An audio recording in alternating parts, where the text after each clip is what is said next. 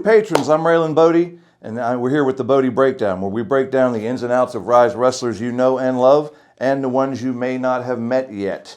With me in studio today is FFoxcatcher, recent graduate of the Stronghold Training Center, and who made his debut at our recent Fayette County Fair event. FFoxcatcher, how are you feeling? I'm doing wonderful, Bodai. How are you feeling? I'm doing all right. I'm excited to have you here with me. It's always nice to get into things a little bit more, and the patrons, that's what they're paying us for, right? I fully agree. And I'm excited, by the way, to be the very first guest here. Not many people are going to be able to say that. In fact, nobody's going to be able to say that but me, so I am a little bit stoked about that. There you go. We always appreciate that. So, first things first, you're billed from Albuquerque, and I know personally that's where you're from. Yes, so the first question a lot of people are going to have, what got you from Albuquerque to Pittsburgh? Well, what got me from Albuquerque to Pittsburgh was more or less that there was no wrestling in New Mexico back when I was there. There is now. I want to make that very clear. There is a promotion now, and there is a school now, but when I lived there for my entire life, there was nothing. Everybody that I talked to, everybody that I tried to get in contact with, gone in like a matter of a month or so. It was a very mercurial position to be in. And wanting to become a professional wrestler, I was like, well, if I want to do that, I can't exactly stay here. Now, I know I could have gone to like Texas or something, because I was just like a hop, skip, and a jump away. But I wanted to go someplace that had opportunity. And that's not to say that Texas doesn't have opportunity. I love the patrons in Texas. But I want to like be very clear that there's more opportunity, in my opinion, up here, up north. This is where ECW was. This is where so many different indies outside of ourselves are. It's a place where, if things go bad for me in one location, if people don't tend to like me in one location, there's always another place that I can go and maybe they'll get behind me there, So it was more of an opportunistic thing and just the fact that I had to leave. All right. So when you came to Pittsburgh, like you said, there's a lot of indies around here. A lot. And that's just talking about the small ones that are here now. Like you mentioned ECW, Chikara was here for a long time. They were, yeah. And now there's I think I've counted, there's almost a dozen independents on just this side of the state, not even counting what's over the other way. So what brought you to Ryse in particular? Well, Ryse in particular was kind of actually like a pot shot for me. I mainly just looked around for schools that were in the area, like places that I feel like I could reasonably do a good job in. Not being from around the area, I didn't really know who Brandon K was. Did not really realize how good he was. To me, he was just like some guy who owned a place that I could go to train at. But I wanted to scope out my opportunities. So with the power of the internet that we have, I watched matches from not only Brandon, but matches from other trainers around the area. And I just felt like Brandon, not to go into too many details about it, I feel like he just had something that I didn't really see elsewhere. And I felt like if I was going to go someplace, I would want to go to the place that he owns and operates. Because I feel like if Brandon K, the guy, had something that I didn't see, then maybe the place that Brandon K runs would be a place that I don't see often either. So it was really me just taking a stab at it. I sent him an email while I was still living in Albuquerque, just saying, hey, I'm currently in high school right now, Brandon K, but when I get out of high school, I'm gonna leave. And it would be nice if you could keep a place in your school for me, and what do I have to do? And he sent me back a message, and when I got here, he did not remember any of that, and his wife thought that I was a spam phone caller because of my area code. So obviously you got past that little hurdle. How long ago was that? That was a little bit after the pandemic. I graduated, I think, in 2021. I'm not going to lie, I'm not very good with years, but I graduated after we were kept indoors. Once we were allowed to go out of doors, that's when I graduated. And as soon as that happened, I was like, okay, I got to get going. I learned how to drive on the way here. I took a course that was not a good course. My instructor was literally a clown. He showed me his business card. He was a professional clown, and he taught driving on the side. So I didn't even go to someone where that was their main profession. I went to someone Ooh, that was a side gig to learn how to drive because it was quick. And I wanted to leave. So I took the driving course. I mainly actually learned how to handle the road driving up here. It was a 25-hour drive. So we split it up across like 2 days. And yeah, I got here like a couple months after graduation. So I guess we can just say 2021, 2022, around that area. And after learning to drive literally from a clown. Yeah, he was a cool guy. I'm not gonna diss him, but you know, Albuquerque and New Mexico in general, we are ranked the deadliest state to drive in. Fun fact. That was a 2024 scientific, like, documented proof of fact that we're the most deadliest state, or maybe not the most deadliest state, but Albuquerque was the most deadliest city. So there was kind of like, yeah, no wonder, you know, go figure. Yeah, but hey, if you happen to be watching clown driver teaching thing, lean into that. That'll get you business. Yeah, I love the patrons in New Mexico, by the way. Don't get it twisted. So Foxcatcher. Yes. What is that name about? Because when I hear it, I'm thinking about the scandal, the Olympic wrestling school, and all that. And is that what you were going for there? Or No. I think it would be kind of absurd to name yourself after a tragedy. So that's not what I did. But yes, it's the first thing that people think of because it was a professional wrestling. Well, not professional. It was an NCAA thing. With all due respect to like the real heads out here who have like medals and stuff, you're not. It's a different sport entirely, in my opinion.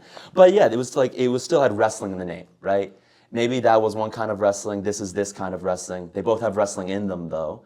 And so when you think of wrestling and you think of Foxcatcher in relations to wrestling, yeah, what happened on that team is going to be the first thing you think of. But I want to make it clear that is nothing to do with my name. My name is more so about the mentality that I've always had as a professional wrestler, which admittedly hasn't been very long. I only debuted like not that long ago. Like you said, my first official match, like on a show or on an event rather, was like just last week against Rubio Bell. But you know, I've been doing stuff, you know, in other places and just like kind of lesser stuff before then. But like my first big break was Rubio. But you know, I've always believed that. Okay, it's kind of hard to explain, but I've always had this opinion that a lot of professional wrestlers like to view themselves as a big, dangerous thing. Like yourself, if you were to wrestle, I would not be surprised if you fashioned yourself as like a bear or something, or like there's some big hulking Goliath guy. Because like, look at you, like if you were to wrestle, that's what you would do, right? That just makes sense. That does, yeah. And I think a lot of guys, they do that too, because it is ultimately, you know, you have to win in professional wrestling. If you want to get anywhere in professional wrestling, you have to be a winner. I don't think that's rude to say. And I think a lot of people equate winning to like dominating. They equate you win a match by annihilating the other guy, by being this big, scary animal and tearing them apart.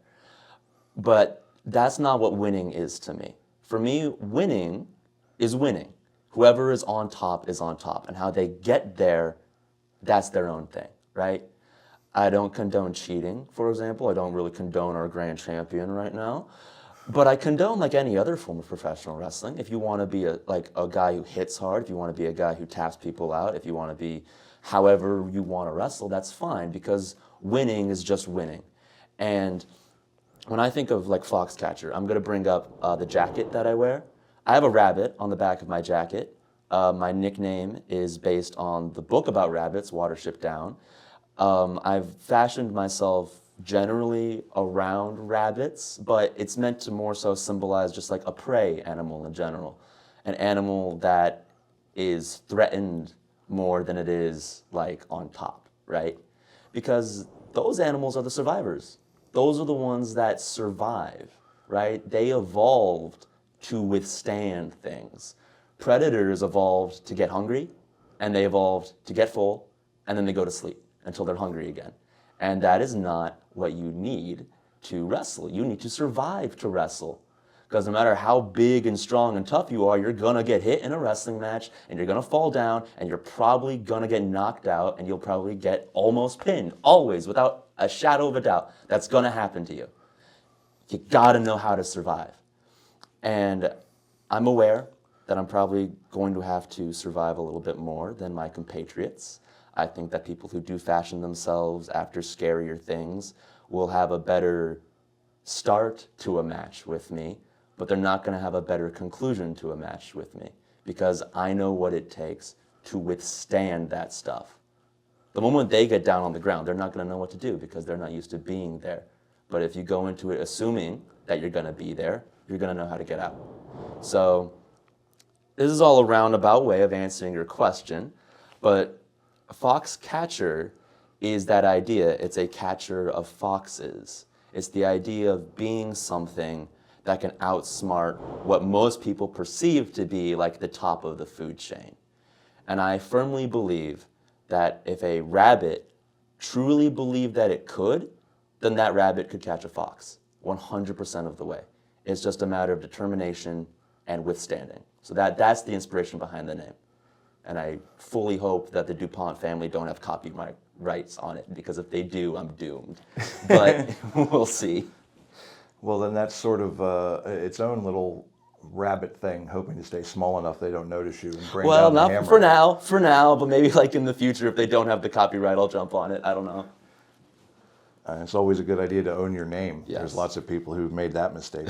But speaking about you were talking about your future. Yes. Where do you see yourself at Ryse, or do you have plans to go bigger places? Well, I mean, again, I don't think this is going to be rude to say. I think we all have dreams of going to bigger places. We all have dreams of going to places that we can't legally say on a Patreon like this. We all have like ideas of like accomplishing a way that we can make a living off of this. Where I'm at right now, naturally, that's where I want to be. But I'm also cognizant of the fact that that's going to take time. And like I said, the way that you get to those places is the same way that you get to championships, and that's by winning. That's by being a successful professional wrestler. So my long-term goal, my short-term goal, my always-time goal is just to be a successful professional wrestler. I'm a very competitive person, and I don't fully like that about myself. I kind of displayed that in my match with Rubio at the fair. I watched it back. I wasn't fully proud of how I acted in it because, you know, I have that mentality. You have to succeed to succeed. And after the dark match and after that happened, you know, I don't know. That's whatever. That's whatever. To answer your question, my main goal is to just keep going and to get reps in, to get matches in, to win those matches. And if I lose, that's fine. But the next time I'm going to get that guy. And as for my goal in Ryse, as I think it is with hopefully everybody, I want to get that grand championship off of the Gavel's hands. I want to take it away from his grubby little mitts. I want to make sure the Italian and the cowpoke don't do it for me. And a little selfishly, I don't want the Brandon K squad to do it for me either. I want to be the one that does it. So as of right now, that's the goal. A lot of people won't say that's their goal. They try and be coy about it. Oh, Yeah. you know, I want to. No, but I find that. I want to do my best. I want to have a good time out there. I want to give these people a show. Yeah, I want to do that too, but I also want to win. So I think that's the difference. That's very refreshing, honestly. Now Rubio, you've mentioned him a couple of times. Yes. You debuted at the Fayette County Fair event, which saw you successfully pin Rubio for a 3. Yes. But just was it a month before that? I'm a little fuzzy About on a the month, time. yeah. You had a pre-show match, which you called a dark match, against him, and that time saw Rubio come out on top of you. Yes. Now you guys trained together. Yes. You're both students at the Stronghold Academy. You're both graduates of there. Now you've moved on to bigger things. Yes. So how did it feel to have your debut in both senses be against somebody that you have known so long and might even be a friend? Well, it's interesting that you say in both senses, because for me, like I said, I haven't been wrestling very long, but I've had a lot of, as you put it, I had a lot of pre-show matches in my time. And so those weren't really new to me, but having a match actually at an event, not something that you can only see if you get there early, not something that isn't advertised, but something that actually gets put out there and saying, hey, this is happening, here's where it happens, go and see it happen, right? That me and Rubio at the fair, that was the first time in my life that's ever happened to me. And like I said, I felt good about the fact that I got the opportunity. I don't particularly feel too good about how I acted in the match. Like I said, I watched it back, and people at the fair saw it. I was a, it's hard to say. I was cruel. I was cruel to Rubio, and next time I see him at training, I plan to apologize to him about it. Just because, like, I'm a level with you, dude. I've lost all of those pre-show matches. Like, every single one of them, I did not win. Rubio was not the start. I think that was actually like my 8th match, and that I've lost all of them.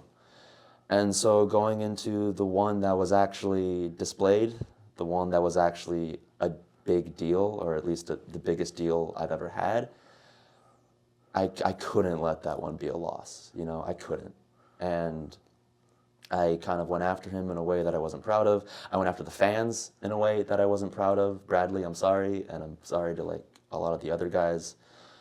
But like I said, I've just got that competitive edge in me. And if we are lucky to wrestle again, I want to win, but I want to do it in a way that I can feel proud of. And I want to do it in a way less like how I did. So I think that's my main takeaway from it. But to answer your question about how it felt to go up against a guy that I've trained with for a long time, it was great. It felt really, really good. It felt just as good in the pre-show match, actually, because that was Rubio's first match ever, pre-show or otherwise. That was his first ever match, was with me. And as much as it stung to lose to a guy in his first ever match, I did feel happy that he got to wrestle. I felt happy that we got to wrestle again. And yeah, I look forward to seeing what he does in the future, man. We've always meshed well together. Like, whether we were practicing holds in the Stronghold, whether we were just like talking to one another about how we viewed wrestling, it's always been something that, you know, we never saw exactly eye to eye, and we were never like in simpatico with one another, but we knew enough about each other, and we respected each other's different ways of doing things, you know? So I look forward to a third match if it ever happens. And I look forward to doing it my way as well. So you would say the way that when you faced him at the fair event, that wasn't what you would characterize as your way? Because that was the way most of the people saw you for the first time. It's hard. Yeah, and I don't, like I said, I don't feel proud of that because, like, in a vacuum, that was the first example of me, right? And when that match gets released and it gets uploaded to YouTube, that's going to be the first match of mine that they will see. They're not going to know the dark matches. They're not going to know the fact that I lost all of those. And like, they're not going to know any of the stuff that we're talking about now because there's a very real chance that match gets uploaded before this podcast does. And so, like, yeah, like you said, that's going to be a lot of people's first impression of me. I'm not going to say like it's entirely a dishonest portrayal because at the end of the day, I was the guy in the ring. I was the guy who acted that way. I was the guy who wrestled the way that I did. And it's just something that I've thought about a lot. Like I said, I'm a competitive guy. We've gone into this already. I wanna succeed. I have to withstand, and I think there's a lot of opportunities for me to act that way. And I want to say this. I don't think the way that like I took out his leg, I don't think that's what was wrong, okay? I think taking out the leg of a guy like Rubio Bell, who, again, for the viewers or the listeners, depending, whatever, they might not know a lot about Rubio, but Rubio is a very athletic guy. That dude's a freak. Yes, he moves like crazy. He does a ton of flips. He does a ton of runs. He's always doing something. And I think the idea of taking out the leg of a guy like that, that's perfectly fair. That's perfectly fine. But, you know, I used the apron. I did it when his back was turned. I got embarrassed. He embarrassed me straight up, and I just got a little hot-headed about it. So those aspects of it, that's not what I'm proud of. But the way that I won, I'm 100% proud of that.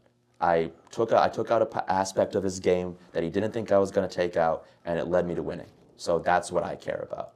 And like I said, if we ever have that rematch, maybe he'll learn not to let me take his leg next time. Maybe he'll get better next time, right? Because that's what I think we all want. We all want to get better. We all want to improve. And showing a guy his weakness, that's not a bad thing, in my opinion. So I don't know. I have a mixed bag of feelings about the match, I guess. That's my takeaway. Well, the fans there sure didn't have any mixed feelings about it. They didn't. They did not enjoy you They did not at all. And I kind of hope that this will be like an olive branch, like an amnesty thing of being like, hey, I'm talking to you right now. They're not going to know this, but like you and I kind of hated one another when we were training. Like Yeah, we did. Yeah, we kind of very hated much one did. another. Yes, we hated each other a lot, but we're here right now talking to one another. We're here right now having a sit-down conversation. And it's fine to have disputes with people. It's fine to see people in different eyes.